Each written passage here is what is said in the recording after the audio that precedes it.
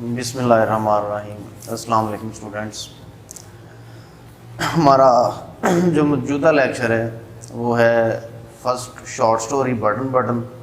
इसके हम 2 pages complete कर चुके हैं। आज हम थर्ड पेज जो है वो उसका फर्स्ट हाफ जो है वो रीड करेंगे, साथ सिनोनिम्स भी मैं आपको लिख के दूंगा। और जो नए स्टूडेंट्स हैं इनके लिए थोड़ा सा एक मैसेज है कि आप डायरेक्ट इस लेक्चर को अटेंड करने की बजाय अगर आप प्रीवियस लेक्चर्स को स्टेप बाय स्टेप पढ़ेंगे, देखेंगे, समझेंगे, फिर आपको समझ ज़्यादा आएगी। क्योंकि प्रीवियस लेक्चर्स में मैंने बटन जो शॉर्ट स्टोरी है, इसके करैक्टर्स और इसकी प्लॉट मीन सारी स्टोरी जो है वो मैंने नरेट की थी, बयान कर दी थी। उसके बाद इसका जो है फर्स्ट टू पेजेस जो हैं वो कंप्लीट हो चुके थे। आज हम थर्ड पेज जो है वो शुरू करेंगे। तो थर्ड पेज में ये था कि मिस्टर स्टीवर्ट जो है वो उनके घर जो है वो पैकेज लेकर आता है। मिस्टर आर्थर जो है वो उसे पैकेज देकर जाने के लिए कहता है और वो चला जाता है। जाते हुए वो अपना कार्ड छोड़ देता है और नॉर्मा जो है वो अपने खावंद को बार बार जो है वो उकसाने की कोशिश करती है। ये पूछती है कि क्या तुम्हें जो है वो इस पैकेज में कोई दिलचस्पी नहीं है। तो वो उसे कहता है कि मुझे इस बात पर गुस्सा आता है। तो पेज नंबर 3 पर क्या होता है, I know but Norma rolled an other curler in her hair. Norma ने कहा आई नो, मुझे मालूम है, बट लेकिन इसके बाद क्या किया, Norma rolled an other curler, Norma ने एक दूसरा कर्लर लगाया इन हर हेयर, अपने बालों में। और फिर उसने कहा कि doesn't it intrigue you too, क्या इससे तुम्हें कोई तजस्सुस नहीं है, या क्या तुम्हें इससे ज़रा सा भी तजस्सुस नहीं होता। रोल्ड का इधर आप मीनिंग लिखेंगे सेट लगाना के मीनिंग में आ रहा है, ठीक है। और कर्लर का आप क्या लिखेंगे, a device use to make the hair curly. एक ऐसा डिवाइस जिससे बालों को घुंघराला जो है वो बनाया जा सकता है। यानी वो अपने बालों में कर्लर लगा रही है और साथ अपने ख्वाबों से बातें भी कर रही है। तो इंट्रीग का मीनिंग प्रीवियस लेक्चर में मैंने लिख के दे दिया था, फैसिनेट, चार्म, अट्रैक्शन के मीनिंग में आ रहा है यहाँ पर। तो फिर वो कहता है you think it's a practical joke, she asked, सिमरा यानी नॉर्मा पूछ रही है, वो उसे कहते हैं यू थिंक, तुम्हारे ख्याल में, इट्स अ प्रैक्टिकल जोक, ये कोई अमली मजाक है। शी एस्क्ड, उसने पूछा, as they went into the room, जैसे ही वो कमरे में चले गए। थिंक का यहाँ पर आप मीनिंग लिखेंगे जो बोर्ड में कई बार आ भी चुका है, रिफ्लेक्ट। ये पिछले लेक्चर्स में भी मैं बता चुका हूँ कि रिफ्लेक्ट का मतलब अक्स भी होता है, जो आपने साइंस में पढ़ा हुआ है।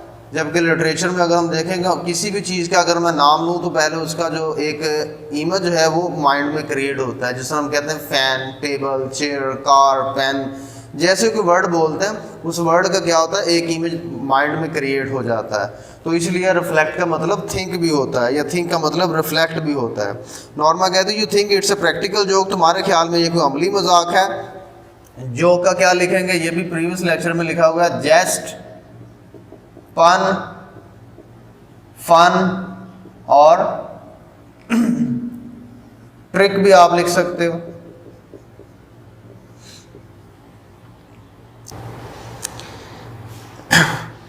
इफ इट इज, अगर ऐसा है, इट्स अ सिक वन, तो ये बहुत बुरी बात है। सिक वन का आप लिखोगे बैड जोक। सिक वन का क्या लिखोगे, बैड जोक, बुरा मजाक।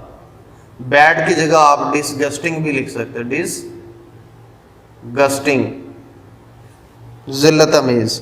Norma sat on her chair, Norma अपनी कुर्सी पर बैठ गई। And said after a movement, और थोड़ी देर के बाद कहा, या थोड़ी देर के बाद बोली।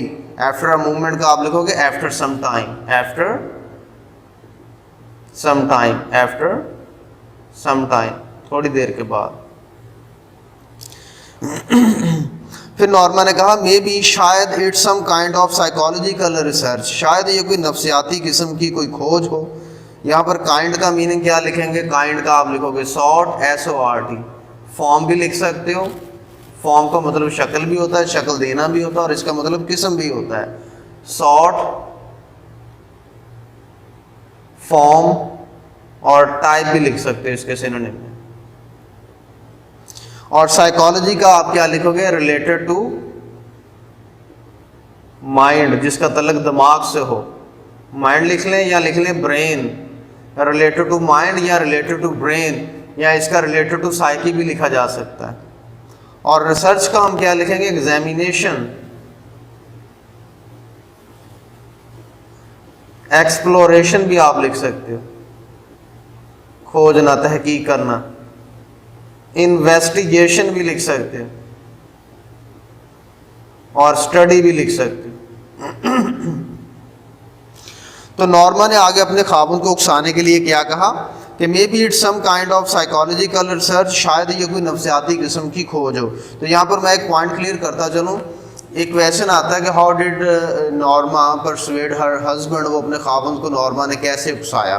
तो उसके लिए आपको जो नॉर्मा के आर्गूमेंट्स हैं वो पुट करने पड़ेंगे, और ये आर्गूमेंट्स एक ही जगह पर इकट्ठे नहीं मिलेंगे, अलग अलग प्लेसेस पर आपको शॉर्ट स्टोरी में मिलेंगे।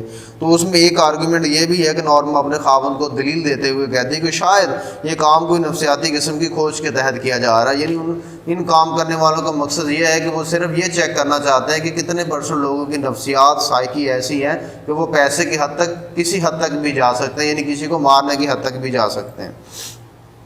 तो अब नॉर्मा के हर आर्गूमेंट का आप नोट कर लेना कि आर्थर मुख्तसर जवाब देगा। आर्थर शरक्ड, आर्थर ने कंधे उचकाते हुए कहा, कुड भी, शायद। शरक्ड मीन्स मूव्ड शोल्डर, इस स्टाइल में दोनों शोल्डर ऊपर को मूव करके जब हम बात करते हैं। शरक्ड का आप क्या लिखेंगे, मूव्ड शोल्डर, मूव्ड शोल्डर, ठीक है। और कुड भी का आप क्या लिखोगे, मे बी, शायद के मीनिंग में आ रहा है। तो फिर नॉर्मा ने अगला आर्गुमेंट दिया कि मे बी, शायद some eccentric millionaire is doing it, शायद कोई अजीबो गरीब लखपति या कह सकते हो अमीर आदमी ये कोई काम कर रहा हो। तो यहाँ पर एक्सेंट्रिक वर्ड आया। एक्सेंट्रिक का मतलब होता है ऑड, अजीबो गरीब, स्ट्रेंज। क्वियर लिख सकते हो, QUEER। नॉवल का मतलब अफसाना भी होता है, नॉवल का मतलब अजीबो गरीब भी होता है।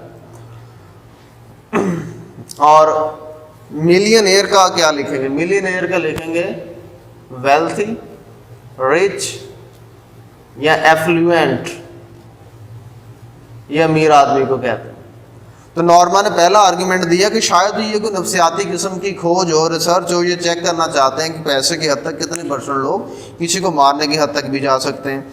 तो दूसरा उसने नॉर्मा ने आर्गुमेंट दिया कि शायद ये कोई काम अजीबो गरीब अमीर आदमी कर रहा हो। आर्थर ने इसका भी मुख्तसर जवाब दिया, मे बी, यानी शायद।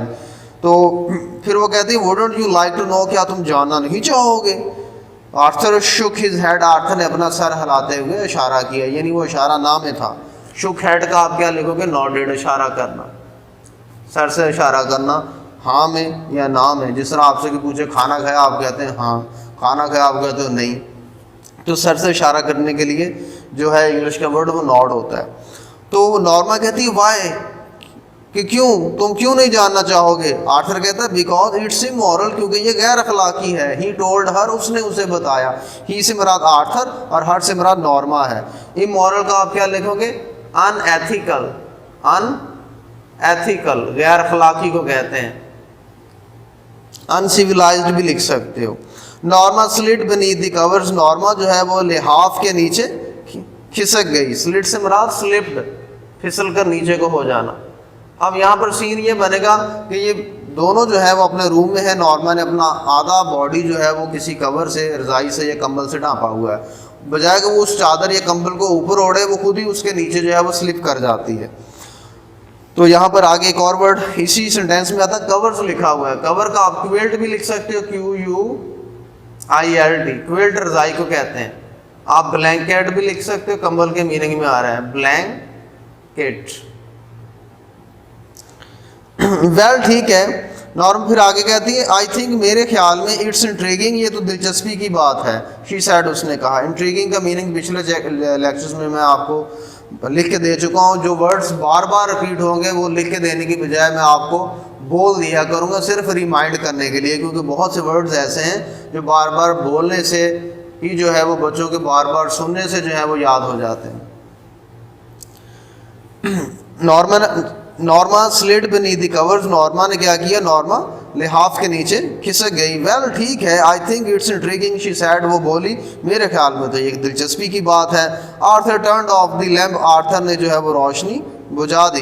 टर्न्ड ऑफ का आप लिखोगे switched off, switched off, SWITCHED, switched off, उसने कहा ये ऐसे तो जान छोड़ती नहीं, बहस किए जा रही है, इसका यही हाल है। और ये उसने अच्छा हल ढूंढा। आप पूरी स्टोरी में मैंने पहले दिन बताया था जब करैक्टर डिस्कस किए थे कि आर्थर जो है वो जेंटलमैन है, वेल मैनर्ड है। आप पूरे स्टोरी में देख लो, वो किसी के साथ भी मिसबिहेव करता हुआ आपको दिखाई नहीं देगा। हालांकि नॉर्मा उसे इतना इरिटेट करती है, वो इसके साथ भी मिसबिहेव नहीं करता। तो आर्थर ने क्या किया, आर्थर ने turn off the lamp, Arthur ने रोशनी बंद कर दी। लैम्प का आप क्या लिखोगे, लाइट, रोशनी, या बत्ती भी आप लिख सकते हो। तो गुड नाइट ही सेड, उसने कहा शब्बा खैर, यानी जान छोड़ो बस। तो Norma closed her eyes, Norma ने अपनी आंखें बंद की। क्लोज्ड का आप क्या लिखोगे, शट, बंद करना। जैसे उसने आंखें बंद की, उसकी आंखों के सामने उसका लालच आता है। वो कहती $50,000 शी थॉट, उसने सोचा $50,000। इन द मॉर्निंग, सुबह को, as she left the apartment, जैसे ही वो कमरे से बाहर है। यहाँ से स्टोरी फिर कट हो गई, शॉर्ट हो गया सीन। अपार्टमेंट के मीनिंग मैंने पीछे अकोमोडेशन, रूम, चैम्बर वगैरह आपको पीछे लिख के दिए हुए हैं। जैसे वो कमरे से बाहर आई, नॉर्मा ने देखे द कार्ड हैव्स, कार्ड के टुकड़े ऑन द टेबल, जो मेज पर रखे हुए थे। ये वो टुकड़े थे जो मिस्टर स्टीवर्ट जाते जाते अपना लास्ट ट्रिक जो है वो चला देता है, और उसका ये ट्रिक जो है ये काम कर जाता है। वो जाते हुए इंसल्ट करवाने के बावजूद इतना डीडे अपना कार्ड छोड़ देता है। मिस्टर आर्थर उसका कार्ड फाड़ के फेंक देता है, जो बाहर मेन गेट होता है उसके साथ वाले दरवाजे पर। तो इधर हैव्स, ये वर्ड मैंने पहले भी बताया था, इसको हमने ट्रेंड में बनाया हुआ है, हाफ पढ़ते हैं, इसका असल एक्सेंट है हैव। तो एफ काट के VES लगाया हुआ है, हैव्स। इसका मीनिंग जो है, इधर हैव्स उसने लिखा हुआ है, हैव्स का मीनिंग है पीसेस। इसके मीनिंग भी पहले लिखे होंगे, फ्रैगमेंट्स, सेगमेंट्स भी मैंने आपको लिख के दिया हुआ है, सेगमेंट्स। बिट्स भी मैंने आपको लिख के दिया हुआ है, चॉप्स भी मैंने आपको लिख के दिया हुआ है, स्लाइसेस भी लिख के दिया हुआ है आपको। ये सारे वर्ड जो है ये पिछले लेक्चर में आपको लिख के दे चुका हूँ। इसका मतलब होता है टुकड़े। इम्पल्सिवली, इस्तरारी तौर पर, यानी गैर इरादतन। She dropped them into her purse, उसने इन्हें अपने पर्स में डाल लिया। इम्पल्सिवली का आप क्या लिखेंगे, ऑटोमेटिकली, जो खुद ब खुद ही हो जाए। या आप लिख सकते हो इंस्टिंक्टिवली। इंस्टिंक्टिवली होता है इसरारी तौर पर, जो बंदा काम जानबूझ के ना करे, खुद ब खुद हो जाए बिना सोचे समझे। उसकी जैसे टुकड़ों पर नजर पड़ी, काट के उसने उठाए पर्स में डाल लिए, और उसने इरादतन नहीं डाले, वैसे ही उठा के डाल लिए। पर्स का मीनिंग आप क्या लिखोगे, अगर मेल के लिए हो तो वॉलेट होता है, फीमेल के लिए पर्स। लेकिन आप इसे पॉकेट बुक भी लिख सकते हो, पॉकेट बुक भी लिख सकते हो। पॉकेट बुक, इस तरह बीच में डैश आएगा, hyphen. She lock the front door, उसने सामने वाला दरवाजा बंद किया। And joined Arthur in the elevator, और आर्थर के साथ लिफ्ट में जा मिली। लॉक्ड का क्या लिखेंगे, शट, बंद कर देना। सील्ड भी आप लिख सकते हो, बंद कर देना। कॉर्क्ड भी लिख सकते हो, प्लग्ड भी लिख सकते हो। ये वाले सिनोनिम्स भी पिछले लेक्चर्स में आपको मैंने प्रोवाइड कर दिए हैं। एलिवेटर का यहां पर आप लिख सकते हैं इलेक्ट्रिक स्टेयर, बिजली से चलने वाली जो सीढ़ी होती है, या आप स्टेयर की जगह लेडर भी लिख सकते हो। स्टेयर या लेडर सीढ़ी को कहते हैं, और इलेक्ट्रिक स्टेयर या इलेक्ट्रिक लेडर जो है वो आप लिखेंगे एलिवेटर के लिए। या इसका आप एक और मीनिंग लिख सकते हैं, लिफ्ट। लिफ्ट जहाँ पर जो होता है कैरेज के तौर पर आ रहा है, एक डिवाइस, मशीन के तौर पर, जो लोगों को एक जो है फर्स्ट फ्लोर से अपर फ्लोर तक या अपर फ्लोर से ग्राउंड फ्लोर तक लाने के लिए जो है वो इस्तेमाल की जाती है। तो आई थिंक इसके साथ ही मैं ये लेक्चर अपना कंक्लूड करूँगा। इंशाल्लाह अगले लेक्चर में क्या होगा, इसी पेज को हम कंप्लीट करेंगे। ठीक है, ओके, अल्लाह हाफ़िज़।